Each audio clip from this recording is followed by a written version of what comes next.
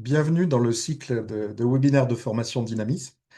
Jean-Paul Samper, IGN. Je vais vous présenter rapidement les objectifs de ce webinaire. Alors, ce webinaire va être assez technique, donc attendez-vous à des présentations qui demandent quand même un certain prérequis. Donc, notre cycle de webinaire Dynamis, c'était donc 6 sessions euh, pour partager avec vous toutes les informations relatives à nos nouveaux outils mis en place à partir du début de l'année. Le format de présentation est sous forme de 2 présentations d'une trentaine de minutes, pendant lesquelles vos questions seront répondues par le question-réponse, le QR de Zoom. Les questions seront répondues exclusivement par écrit. D'un point de vue pratique sur les questions, vous écrivez votre question dans le question-réponse, notre équipe y répond directement. Dans les cas où la réponse ne vous satisfait pas totalement, merci de ne pas procéder en réagissant à la réponse. Ça devient très compliqué dans la mesure où il y a beaucoup de questions qui sont posées en même temps. Si la réponse ne vous satisfait pas totalement, merci de poser une nouvelle question plutôt que de réagir à notre première réponse.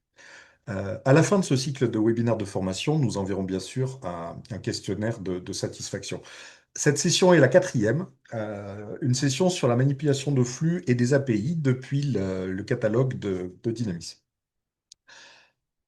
Mais pas seulement. C'est la première présentation par Loïc et Amanda portera sur la manipulation des données par les outils du catalogue Dynamis. La deuxième présentation sera consacrée à l'utilisation des API de la géoplateforme de l'IGN pour accéder aux données Pléiades. Une bonne partie des données Pléiades acquises sur le territoire français sont stockées dans l'entrepôt de données de l'IGN. Voilà. Donc, sans plus attendre, je vais passer la main à Amanda et Loïc pour la présentation sur nos outils catalogues. Donc, bonjour à tous, je vais partager mon écran donc, sur cette présentation-là.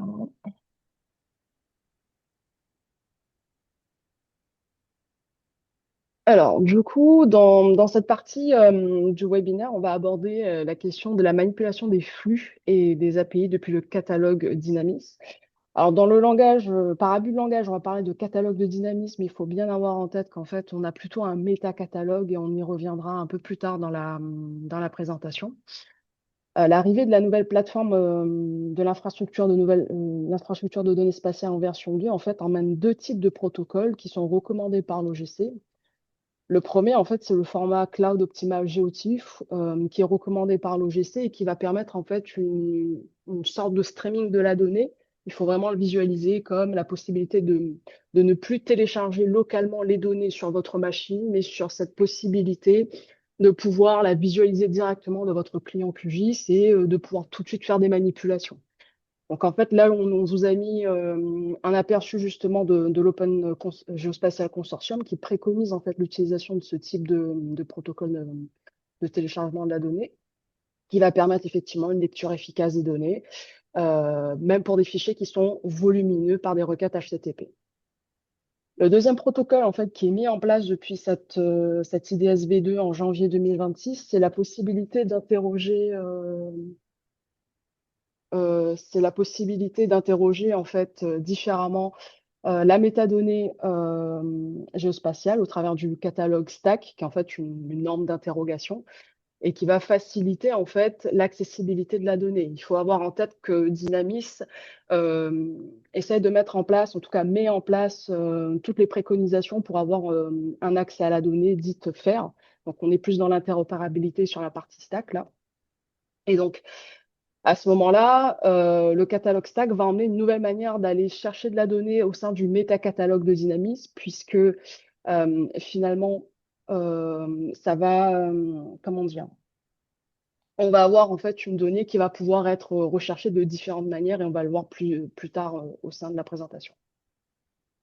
Alors, ces deux protocoles-là emmènent plusieurs types de fonctionnalités. Donc, j'en ai parlé, mais c'est la recherche des images COG par zone géographique, par n'importe quel critère en fait de recherche qui est présente au sein de la métadonnée et un accès direct aux URL de fichiers pour la télécharger ou les visualiser en streaming. Et puis tout ça intégré dans un environnement classique, dans les SIG, etc.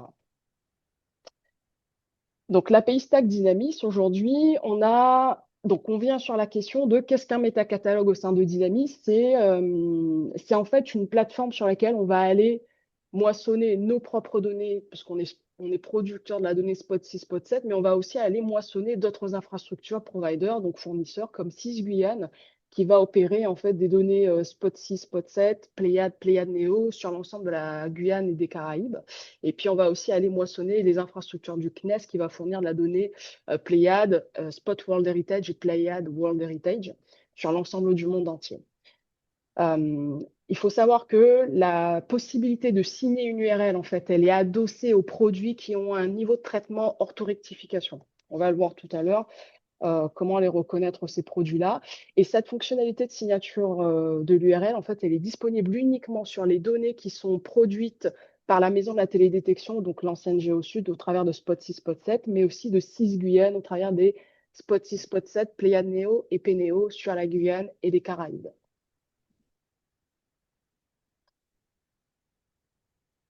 Pour repérer une collection stack, dans les données, dans la métadonnée qui est présente sur le métacatalogue, quand vous allez dérouler en fait un produit particulier, vous allez voir en fait un attribut plateforme qui va associer une valeur d'attribut, par exemple ici Spot6 HCF GS1. Ça, c'est le nom de la collection.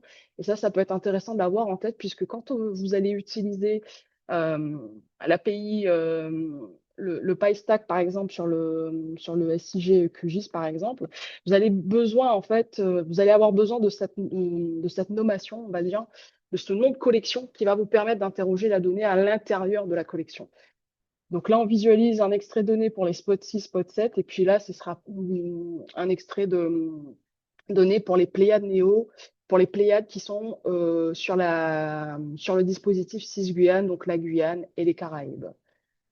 Donc, comme je le disais tout à l'heure, en fait, le catalogue ou le métacatalogue en fait, permet de rechercher des produits en fonction des noms de collection. Et c'est là aussi où ça peut être intéressant de les avoir en tête, puisque si vous voulez que des données qui sont situées sur la France, vous allez pouvoir taper Spot67 France pour aller rechercher ces données-là, ou HCF, comme vous le voyez au sein de la présentation.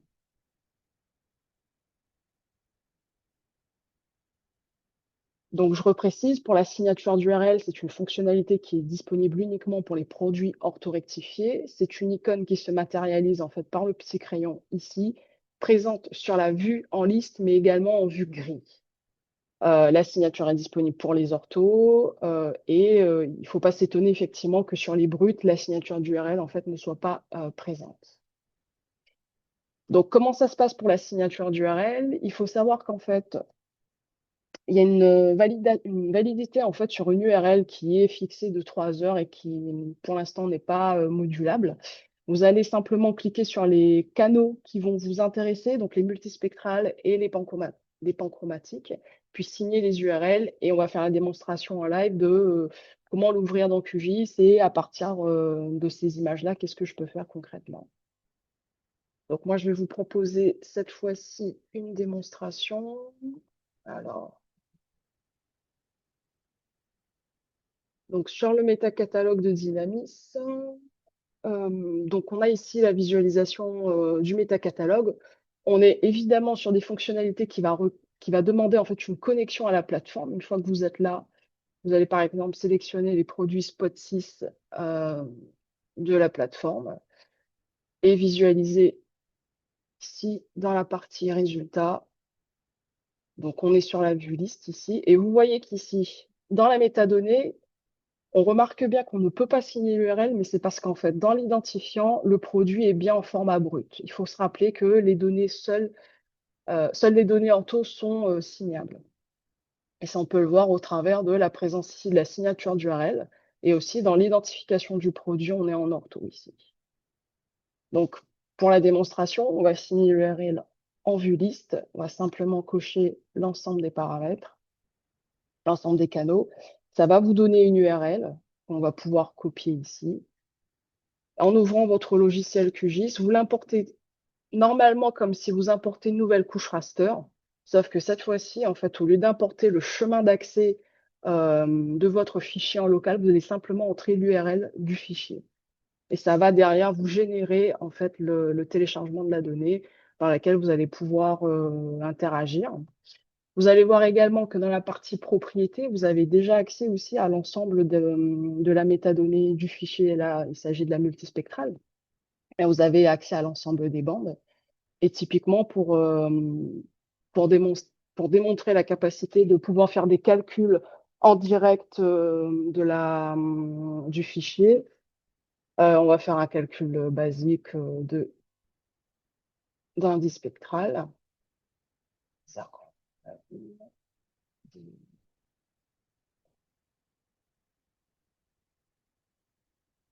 Et on va pouvoir avec ça calculer un indice en live sans avoir téléchargé localement le fichier. Donc évidemment, vous allez ici pouvoir avoir accès, avoir la possibilité de télécharger. Donc là, on visualise bien l'indice spectral qui a été calculé et en même temps, en dessous, on a la multispectrale qui n'a à aucun moment été téléchargée en local sur la machine. Donc là, une fois que le traitement est fait, vous allez avoir la possibilité d'exporter votre couche de travail. Donc, je vais pouvoir l'exporter sous. Je vais utiliser par exemple le GeoPackage, indice, et puis l'enregistrer de manière. Hop là, JP.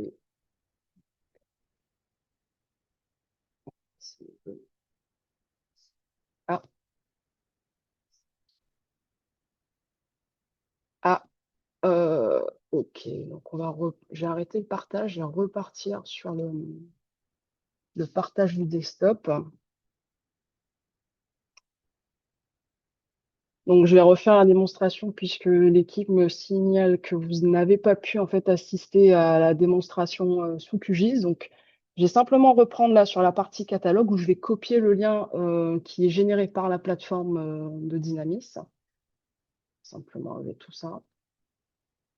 Donc, sur la partie couche, encore une fois, on va simplement l'ajouter comme une couche classique. Et ici, importer uniquement le nom, enfin l'URL qui a été généré par la plateforme. Donc à ce moment-là, vous avez accès au produit et vous pouvez, dans la foulée, faire en fait un calcul d'indice que je vais reproduire à nouveau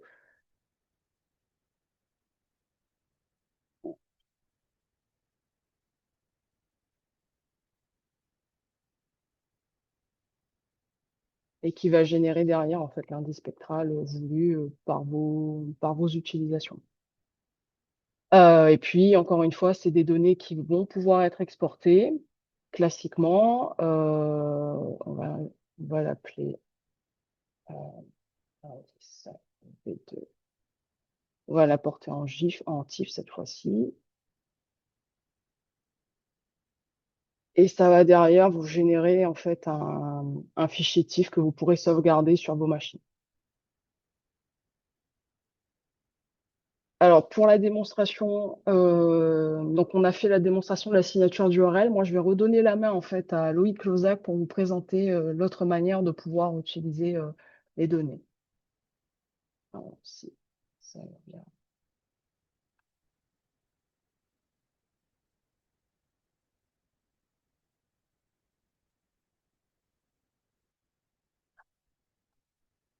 Ouais, mais là j'ai un blocage.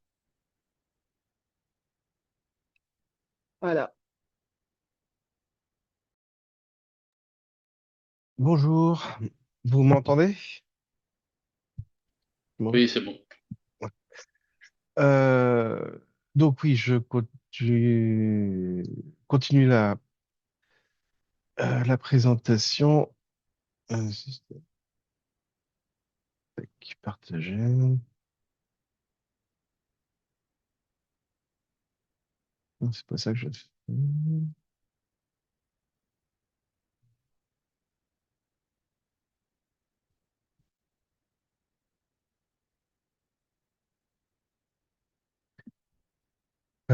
C'est bon, vous voyez mon écran? Ouais, je pense que c'est bon. Oui. Moi, du coup, je vais vous parler du CDS MTD TIA. À la Maison de la Télélection, on a développé euh, une infrastructure permettant de générer des catalogues stack pour de l'imagerie COG euh, et, euh, et, et donc d'avoir un accès facilité aux données. Le CDS, du coup, c'est Centre de données et de services. Voici un peu les gouvernances, les responsables pour ce centre de données. On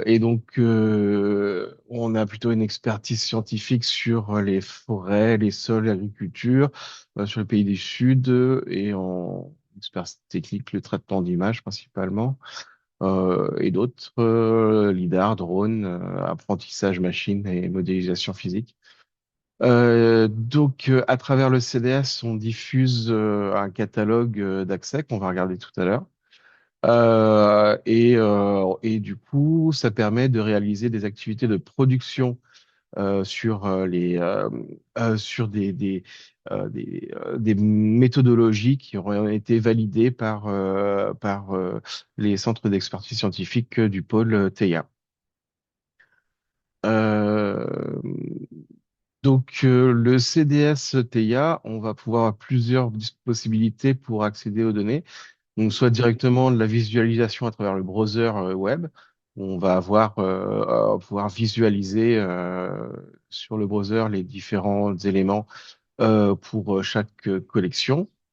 Euh, Idem, comme l'a montré Amanda, on va pouvoir regarder directement ces images sur QGIS à travers et cette fois-ci à travers l'extension Stack API, on va pouvoir faire la recherche directement, une recherche par filtrage temporel ou sur les métadonnées pour accéder aux données ce qui n'est c'est ce qui est une méthode sur QGIS qui n'est pas disponible pour les données venant de Dynamis, on permet seulement la signature à partir à partir de du catalogue pour éviter qu'il y ait les serveurs soient trop surchargés par les demandes. Et ensuite, au niveau des API, on peut aussi coder avec Python ou R pour accéder, pour requêter les catalogues stack et accéder aux données signées et pouvoir les traiter directement dans des pipelines de traitement. Euh, je vous ai mis quelques démos qu'on a réalisées ici à la maison de la télédiction. Donc là, il y a donc d'abord les browsers pour pour pouvoir visualiser la donnée. Donc il y a deux sites. Le browser du CDS MTD qui sont les données diffusées par la maison de la télédétection qui permettent d'avoir un socle sur certaines données pour pouvoir ensuite traiter d'autres données comme des Sentinel-2, des Sentinel-1. On a du Spot aussi, on va regarder. Et ensuite, il y a le CDS MTD TIA pour le pôle TIA. Et lui, va être le browser directement uniquement pour les produits validés pour les produits des méthodologies validées par le pôle TIA. Euh, on va regarder ensuite une vidéo qui permet d'utiliser le catalogue QGIS pour pouvoir faire les filtres avec l'extension stack de QGIS. Une autre vidéo que vous pourrez aller voir, là on va pas la regarder, mais pour visualiser du lidar dans le browser. Et ensuite une autre vidéo pour ceux qui sont plus intéressés sur le SDK Python pour pouvoir accéder aux données via de la programmation Python. Donc celle-là, on va pas la regarder non plus. Si vous êtes intéressé, vous pourrez aller sur cette URL pour pour les regarder. Euh, et enfin, les liens utiles. Donc, stack.télédetection.fr, ça, c'est le site qui présente le CDS MTD. Et télédetection.readthedoc.io, c'est le package Python qui permet du coup d'interagir avec les catalogues stack du CDS MTD. On a réalisé un TP pour le CDS MTB qui est très intéressant, très intuitif aussi pour pouvoir vous familiariser à ces technologies, le stack, le cog, le Python, etc. Donc, euh, d'abord vous montrer cette vidéo de l'extension stack dans QGIS pour accéder aux données du CDS. Donc, c'est l'extension, donc c'est le Stack API Browser. Donc il faut dans le TP, il y a marqué comment paramétrer cette extension pour accéder au CDS. Et donc tout se passe par une interface de filtre. Et du coup, ensuite, on peut complètement visualiser toutes les différentes collections qui sont sur le système.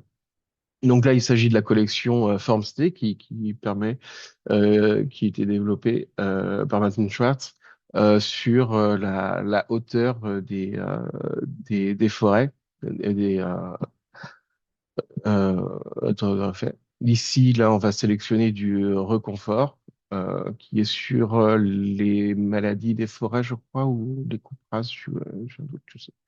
Je crois que c'est sur les maladies. Reconfort.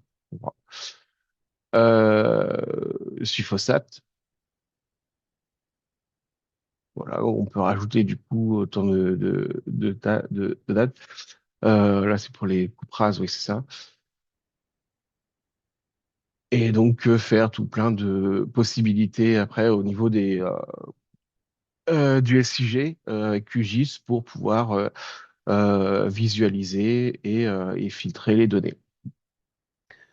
On a aussi du coup le FormST avec des données spot pour 2024.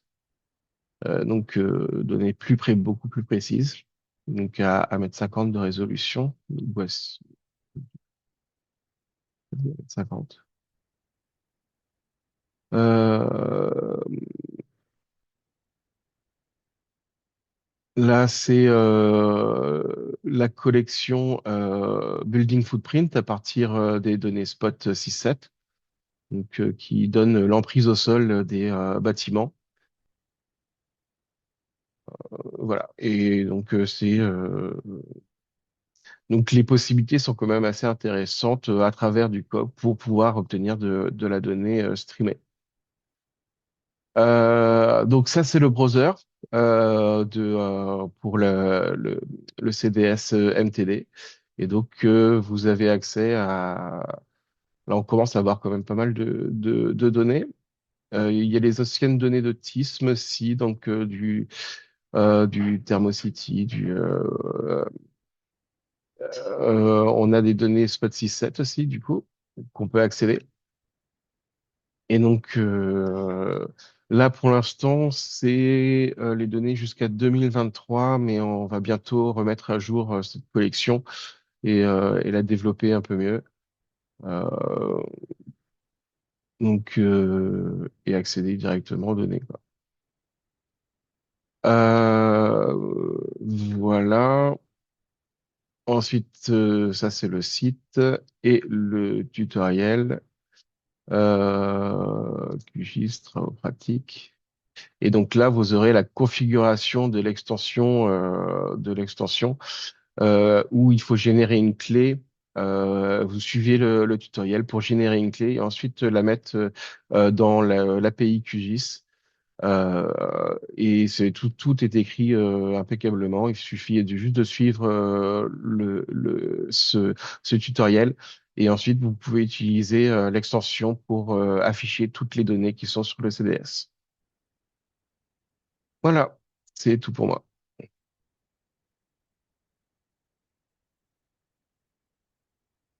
Il faut que je...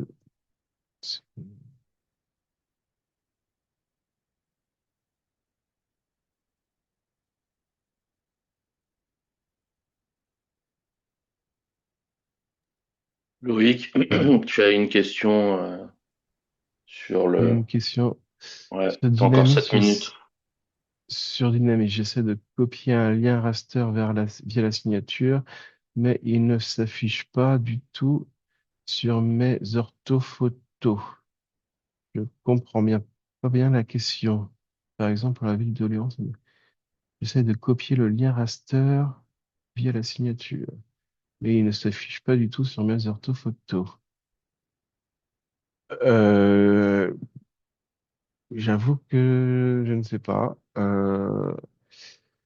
Si je repartage, alors, je refais un partager.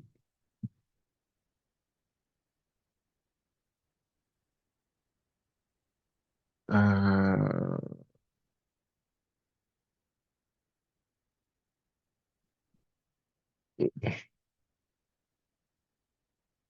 c'est refaire une démo.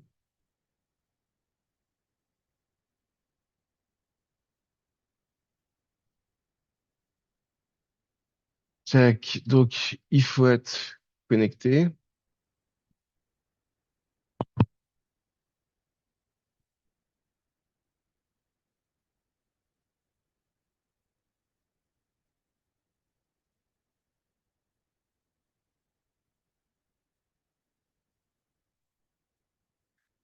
On sélectionne du spot 6.7.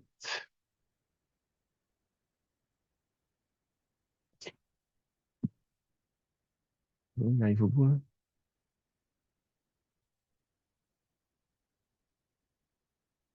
Ok. Spot 6.7 téléchargeable. Hop, je vais chercher. Euh, c'est doit être Oléron et pas Oloron, je suppose.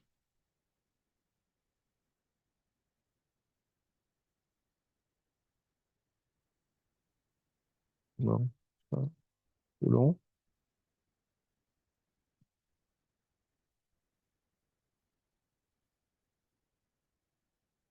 Hmm, je sais pas. Marche. Bref.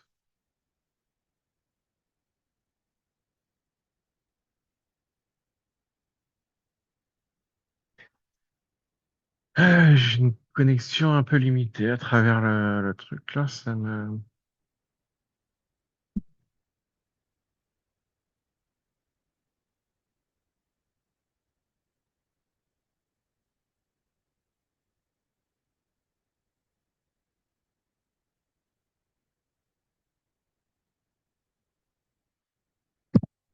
Mais avec le partage de connexion là, j'ai un peu de mal. Hop,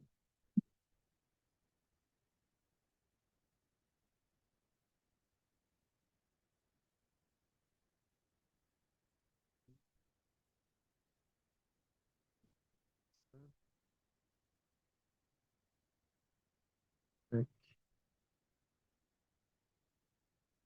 voilà, dans les résultats. Et là, en fait, passez au-dessus votre souris, vous voyez les icônes d'actions qui peuvent être utilisées sur les données. Donc, tant qu'il n'y a pas l'icône avec le crayon, ça que ça ne peut pas être signé. Donc ça, hop là, celle-là, on peut la signer. Je clique sur la signature. Je sélectionne l'asset multispectral. Je signe, je copie. Ensuite, je vais dans QGIS. Je fais, euh, pardon, non, c'est, ouais, voilà. Gestionnaire de sources de données, raster. Juste, donc, je colle l'URL. Il n'y a même pas besoin de changer. Il va trouver lui-même que c'est un protocole HTTPS. Je fais ajouter. Là, il me dit oui, c'est un protocole HTTP. Très bien. Je l'ai trouvé. Je fais oui. Je fais fermer. Et l'image s'affiche. Et à partir de là, bah, on peut faire tout ce qu'on veut au niveau du QGIS pour traiter l'image, etc. Merci Loïc. Euh, Du coup, je vais ouais, répondre du coup à Pléiade aussi également. Non, enfin les Pléiades oui, mais si elles sont issues de, comme on disait, de 6 Guyanes. Donc pour les données Pléiades qui sont sur la Guyane et la Martinique. Voilà. ok. Tu peux enlever ton partage? Ouais, merci. Du coup, je vais passer la main à Nicolas Leclerc de l'IGN. Ouais, bonjour. Alors, je démarre le partage. Est-ce que ça va être le bon écran? Non. Voilà. Moi, je vais prendre le relais avec une présentation qui va se placer dans le cas d'usage où finalement vous avez récupéré vos données sur Dynamis. Éventuellement, vous avez fait des traitements dessus et la question qui peut se poser, c'est quels outils je peux mobiliser pour remettre à disposition sous forme de flux, l'exemple qu'on va traiter, c'est sous forme de flux, WMTS, une donnée qui serait issue de Dynamis et que je souhaiterais redistribuer sous forme de flux. Pour ça, on va s'appuyer sur l'infrastructure de la géoplateforme. Donc, pour rappel, l'infrastructure de la géoplateforme, elle a succédé il y a 2 ans, un peu plus maintenant, à l'infrastructure historique IGN de diffusion de données cartographiques, géographiques, qui était l'infrastructure du géoportail. Et cette infrastructure géoplateforme, elle a comme, entre autres, principale nouveauté d'être ouverte. C'est-à-dire que vous pouvez, au titre de la structure dont vous êtes membre, faire une demande d'espace de travail qui va vous donner accès à des capacités de dépôt et de diffusion de données géographiques, que ce soit vecteur ou raster par exemple. Ceci donc afin de diffuser votre donnée, soit sous forme de flux de téléchargement, soit sous forme de flux OGC, WFS, WMS, WMTS ou vecteur tuilé, par exemple. Cette infrastructure géoplateforme, elle va se manipuler au travers d'une API, donc c'est ce qu'on va voir ensemble aujourd'hui. Alors je suis désolé, je vais commencer par la fin, on y reviendra, mais je vais le démarrer tout de suite, comme ça normalement il aura terminé à la fin de mon intervention, et puis je vais y revenir pour vous présenter les différentes étapes. Donc ici, une API qui est manipulé au travers d'un ETL. J'ai choisi FME parce que je le maîtrise, qu'a priori il est relativement bien déployé dans l'écosystème. Voilà, c'est lancé. Je vais vérifier que j'ai pas fait de faute de frappe et qu'il se lance bien. Ok, on est bon. Donc, GéoPlateforme, infrastructure ouverte, qui se manipule essentiellement avec une API et qui est adossée à notamment une interface, c'est pas la seule, mais l'interface carte.gouv. L'interface carte.gouv, donc qui est le successeur, enfin cette interface qui vient succéder à Géoportail d'une part et au site plus à visée professionnelle qui était Géoservice. Donc Géoservice a déjà été arrêté au mois de mars. Géoportail sera arrêté avant l'été. Donc cette interface qui va vous permettre de faire de la visualisation carto, mais aussi, je l'ai ouverte sur le côté, d'accéder à un certain nombre de guides d'utilisation. Et donc ici, en l'occurrence, pour manipuler l'API au travers de FME, je me suis inspiré des guides développeurs et des guides de diffusion de données raster, donc qui sont directement repris dans carte.gouv. Et donc, c'est ce qu'on va voir ensemble. Donc, vous retrouvez au niveau de cette documentation-là le principe général que va suivre votre donnée jusqu'à être diffusée. Donc, on part de données fichiers qu'on va verser sur l'espace de travail dont on dispose sur la géoplateforme. Cette donnée va être, s'agissant d'une donnée raster, transformée en une pyramide d'images pour être ensuite diffusée en WMTS et ou en WMS. Et ensuite, vous avez donc là un exemple sur la Corse avec du scan 1000 IGN et vous avez les différentes étapes, livraison de données avec les différentes routes d'API à manipuler, le corps de requête, le corps de réponse. Mais tout ça, je vais vous le dérouler au travers de FME, on va voir ça ensemble. Vous avez accès aussi, évidemment, alors c'est un peu plus décourageant peut-être, au Swagger de cette API.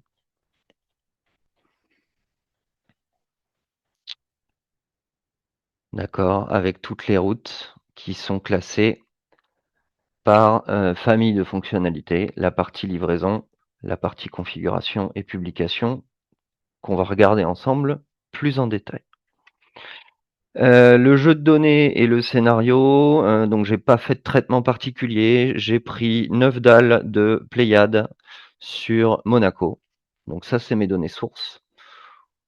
Visualisées dans QGIS. On est ici donc sur des images en TIFF. Compression JPEG pour que ce soit pas trop long à déposer. Il y a 3 bandes, rouge, vert, bleu, classique. Et on est sur des données qui sont en Lambert 93. 2150 EPSG, 2154 pour les intimes. Comme j'ai eu peur de l'effet démo, mais comme ça on va tout de suite pouvoir voir l'arrivée, j'ai préparé le scénario test d'arrivée. Et donc le but du jeu, c'est ici. Donc je l'ai déjà catalogué, je vais le recataloguer pour bien vous montrer qu'il n'y a pas de piège. D'arriver sur un flux ici qui s'appelle Monaco et qui va me donner accès sous forme de flux WMTS. Hop. On est sur un jeu de données fichier 9 dalles sur Monaco. C'est du TIFF, 3 bandes, rouge, vert, bleu, projeté en 2154. L'idée, c'est d'arriver à cette version-là en flux, portée par la géoplateforme, en WMTS. Si je vous recatalogue ce même flux, alors on va l'effacer pour qu'on voit quelque chose. Nicolas, en Donc, fait, là, c'est tu fais toujours de la manipulation parce qu'on est toujours sur un écran QGIS avec écrit créer une nouvelle couche WMS. Ah ouais, donc il aime pas quand j'affiche des surinterfaces, pourtant j'ai partagé tout l'écran. Si j'y vais plus lentement, genre là, Là, c'est bon, ça bouge. Vas-y. ok, on va y aller doucement alors. Donc ça, c'est mon service WMTS public, c'est-à-dire pour diffuser la donnée open data. Il y a le pendant pour diffuser la donnée pas open data sur la géoplateforme. Je me connecte dessus. Je vais chercher Monaco, il est là, et je viens l'ajouter. Donc ça, résultat final. On verra ce qu'on récupère tout à l'heure dans le temps imparti de la présentation. Cette API, donc je retourne sur FME. Est-ce que vous voyez bien basculer FME? Donc, traitement FME pour manipuler l'API, puisque l'idée de l'API, bon, ça peut être de faire des choses au coup par coup, mais comme on va manipuler une variété de routes, l'idée, c'est de ne pas faire de la production avec le Swagger, mais plutôt d'avoir des scripts. Donc, ça peut être des scripts Python. Là, en l'occurrence, c'est un workbench FME pour manipuler les choses de manière automatisée. Au départ, ici, j'ai ma donnée. Donc, sous forme non pas de chargement des fichiers TIFF, puisque ça ne va pas m'intéresser ici pour les charger dans la géoplateforme, de les visualiser au préalable dans FME.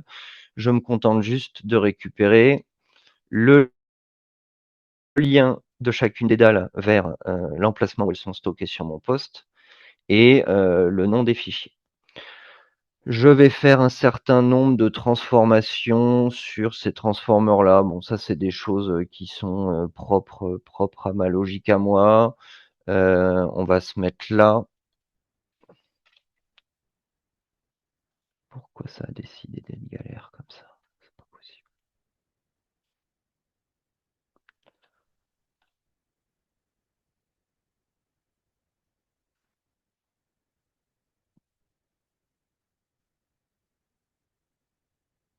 Ok, on va se mettre là. L'idée, c'est de fabriquer une variable automatique que je vais appeler jeu de données pour nommer ensuite ma livraison. Donc, je récupère en l'occurrence le nom de mon dossier qui est ici. Bon, vous pourriez aussi fonctionner tout bêtement dans FME avec un paramètre utilisateur pour faire un prompt et nommer votre livraison. La partie haute ici, c'est la partie authentification. On est authentifié sur la géoplateforme avec un protocole OAuth2. Et là, je me suis mis dans la logique où j'utilise pas la web connexion FME, ce qui est possible aussi. Mais j'ai un script qui fonctionne tout seul de manière automatisée, donc avec un login et un mot de passe en clé. Je vais récupérer ensuite une livraison unique dans laquelle j'agrège toutes mes dalles. D'accord, donc j'ai ici mon jeu de données Monaco et en attribut caché le chemin vers chacune de mes dalles et le nom du fichier qui correspond. Je dois faire un renommage là-dedans. Bon, peu importe. Ah oui, non, j'ajoute un faux attribut join qui me permet ici de faire la jonction entre mon pipe d'appel des données et mon pipe de récupération de mon token d'authentification, puisque toutes les requêtes que je vais faire sont ensuite authentifiées sur la géoplateforme. Ici, j'injecte au moyen d'un paramètre utilisateur le code de mon espace de travail que j'ai obtenu au préalable par l'API.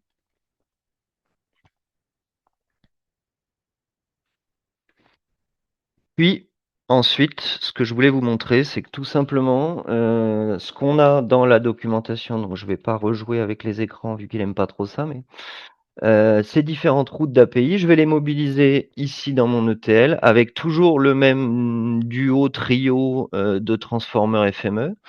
Un HTTP caller qui me permet de faire les appels. Donc j'ai ici ma route d'API que j'ai trouvée dans le tuto avec ma variable issue du data store. On est sur une requête post, ça c'est pareil, c'est pas moi qui l'invente, c'est dans le tuto. La partie authentification et le corps de requête.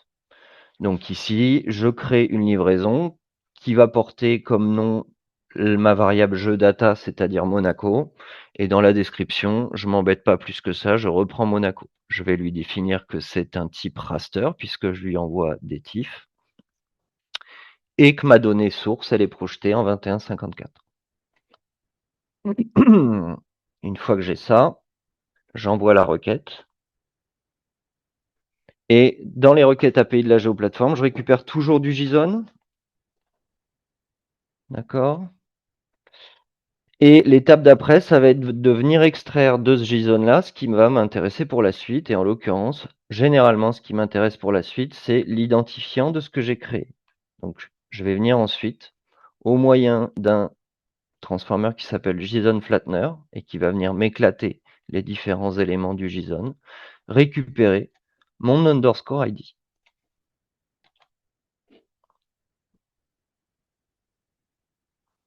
Je retrouve bien ici l'identifiant de ma livraison que je renomme, puisqu'il c'est toujours underscore ID qu'on récupère. Je vais renommer ça en upload ID. Ensuite, je réexplose mon agrégat pour récupérer mes 9 dalles.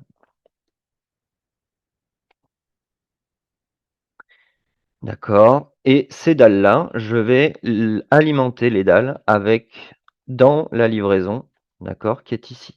Même topo, j'ai un HTTP caller, la route d'API que je trouve dans le tuto, donc qui est relative à ma livraison, les arguments qui sont prévus pour cette route d'API là, l'authentification, et ici, On est sur un type de requête POST un peu particulier. Tout à l'heure, on a vu un body JSON. Celle-là est une requête qui attend en format d'entrée du multipart, qui me permet ici d'envoyer mon fichier.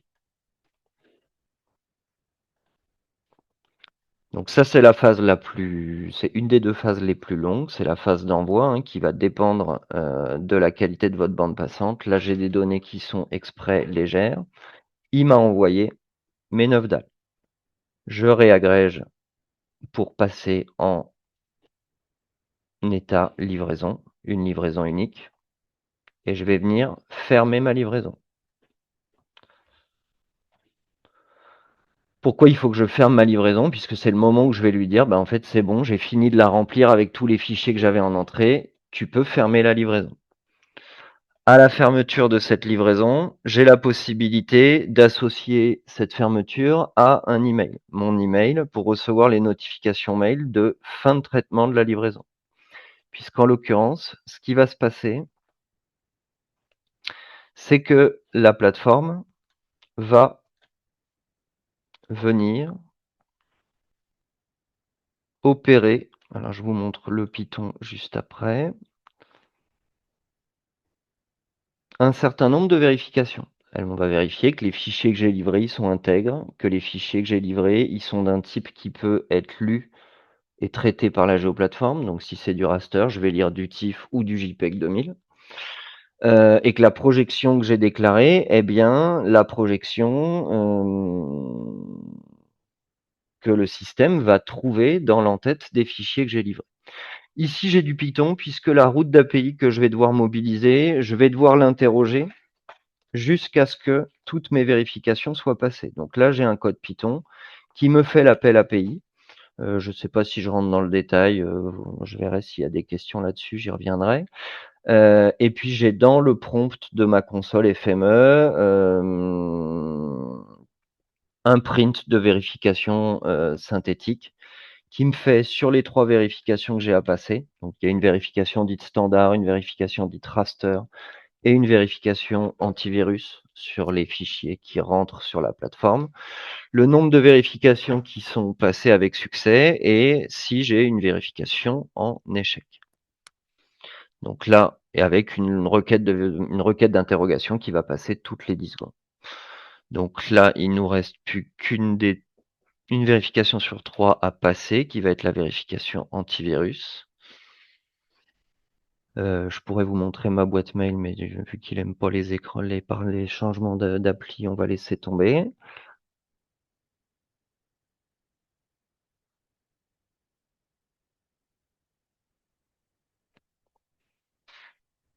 Voilà, il a terminé. J'ai bien 3 vérifications qui sont passées. Bon, là, j'ai ce truc-là qu'il faudra que j'enlève. Je fais un filtre pour vérifier que mes vérifications sont bien OK.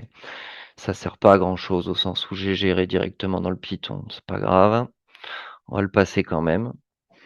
Donc là, mes fichiers sont arrivés sur la géoplateforme et ils sont prêts à être transformés par la géoplateforme dans un format qui est apte ensuite à être directement diffusé. Donc c'est mon fameux calcul de pyramide d'image.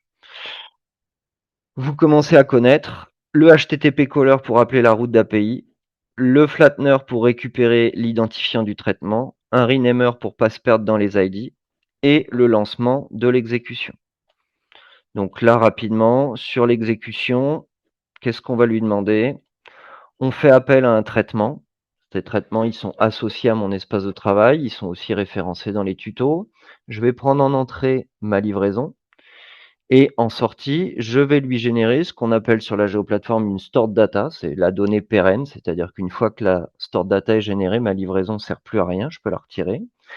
Et puis, j'ai les paramètres de génération de ma pyramide. Donc ici, je tente de tuiler en projection Google 3857, puisque ça va me servir derrière dans le visualiseur de carte.gouv. Je définis les niveaux de tuilage que je veux conserver. Donc niveau de tuilage haut en niveau 10, ça va suffire. Niveau de tuilage bas en niveau 18, ça va suffire. Je vais générer une pyramide de Dalet en JPEG pour que ce soit le plus léger possible. et je vais utiliser 4 traitements parallèles pour que ça aille le plus vite possible. De mémoire, je dois être au maximum de ce qui est autorisé. Et pareil ici, je peux renseigner mon email pour que le système m'envoie un mail quand le traitement est terminé. Tac.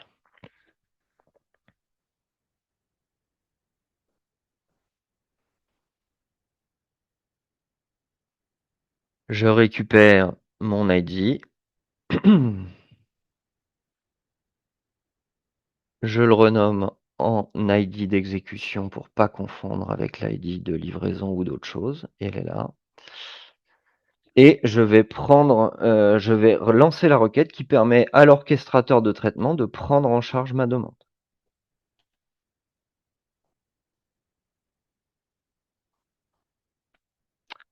Voilà, même chose ici. J'ai une boucle Python pour prendre connaissance de l'état de mon traitement.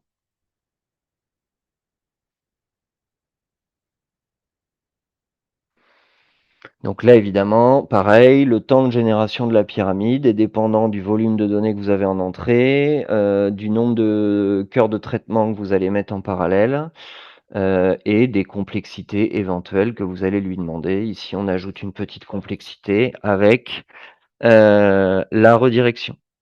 Pareil, je mets un prompt pour le côté un peu interactif pour voir où il en est. Pendant ce temps-là, c'est ma config qui a bloqué.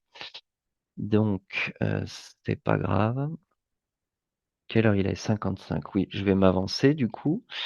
Donc sur le traitement précédent, j'ai eu un succès de génération de ma pyramide.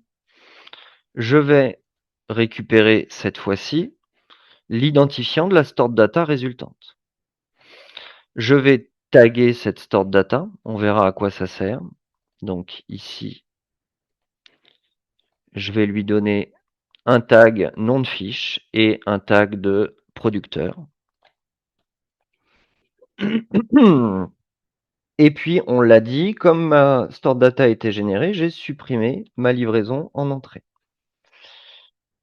Il me reste plus qu'à faire la config. Alors, pourquoi la config a bloqué? Parce que les résolutions ne correspondent pas. Ah oui. Donc, c'est pas grave. Je vais la faire à la main dans l'API. Comme ça, on va pas perdre trop de temps. Tac, ici. Hop. Hop. Alors, je vais du coup. Donc là, j'imagine que vous voyez pas mon navigateur. Si. Ah. Donc là, je passe en API pour refaire l'étape qu'il a bloquée. Donc normalement, j'avais préparé ça aussi. J'ai mon code de data store, évidemment. J'ai... Voilà, on va remplacer mes variables FME.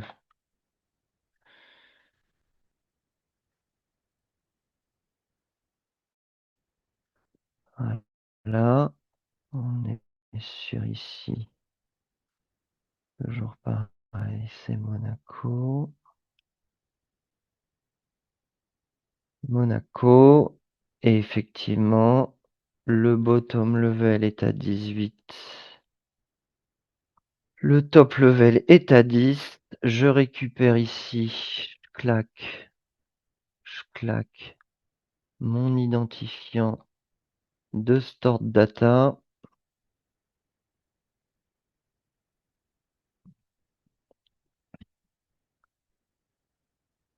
Voilà, donc cette fois-ci, ma livraison, ma configuration, c'est bien faite. Il me reste plus qu'à la publier. Donc ça, normalement, j'avais assuré le coup aussi. Voilà.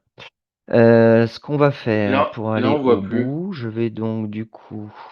Nicolas, on voit que Oh, ouais. l'interface, le browser. Pardon. Alors attends. Ouais, ok. On va lui rafraîchir la mémoire. Est-ce que c'est de retour sur le navigateur? Oui, Pas sûr. Ok. Donc là, à ce stade, parce que je vois qu'il est 10h moins 2, ouais, tu as hop, deux je retourne dans questions. mon QGIS. Vous voyez le QGIS? Oui, Ouais. Je termine juste, comme ça, il me manque 2-3 petits trucs, mais c'est pas grave.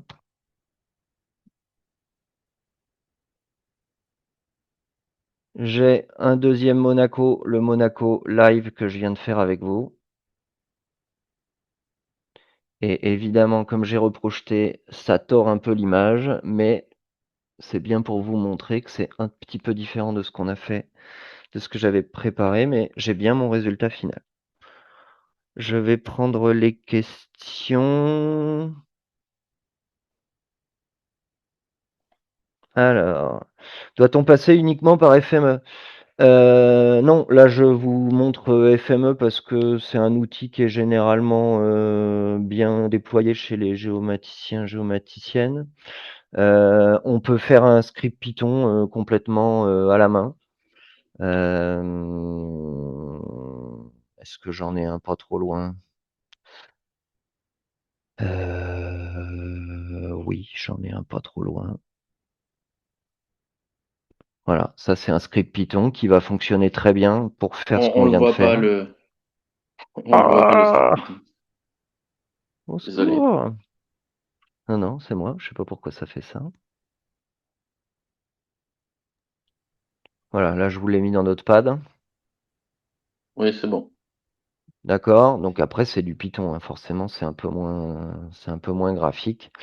La fonction de connexion, et puis après de la création de livraison, de la fermeture de livraison, de la fermeture de livraison, du remplissage de livraison, par exemple, et ainsi de suite. N'importe quel autre ETL qui est capable de lancer des requêtes de tout type, get, post, patch, j'en passe, c'est des meilleurs, fera l'affaire. Il faut aussi qu'il soit capable de traiter et de manipuler du JSON, mais ça devrait aller. Il y avait une deuxième question, pas de question. Je sais C'est pas. bon. Bah, peut-être pendant la conclusion Donc avec non, l'idée de Jean-Paul. l'API, c'est bien. Ouais. Ah, vas-y. Je dis non, oui, pour rebondir sur la question, l'intérêt de vous montrer l'API, c'est qu'effectivement, vous avez le choix des armes pour la traiter. Vous pouvez utiliser n'importe quel langage de script qui fonctionne avec de l'interrogation, enfin qui sait fonctionner avec de l'interrogation HTTPS et du JSON. Voilà, Python, FME, ça doit marcher aussi sur Apache Hop, mais même si je le connais moins. Et vous retrouvez les différents tutos pour manipuler les différents types de données directement depuis carte.gouv dans la rubrique d'aide sur la partie aide développeur. Et je termine. Voilà. Jean-Paul. Merci Nicolas.